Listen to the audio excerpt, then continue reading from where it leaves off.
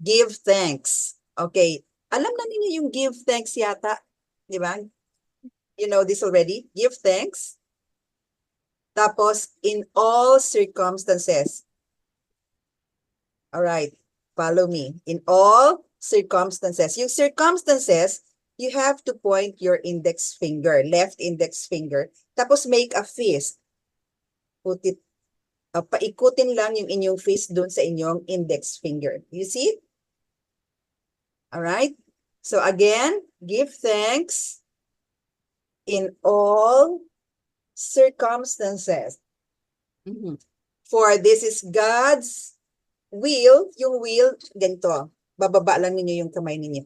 Parang ibaba lang ninyo. For this is God's will for you in Christ Jesus. 1 Thessalonians chapter 5, verse 18.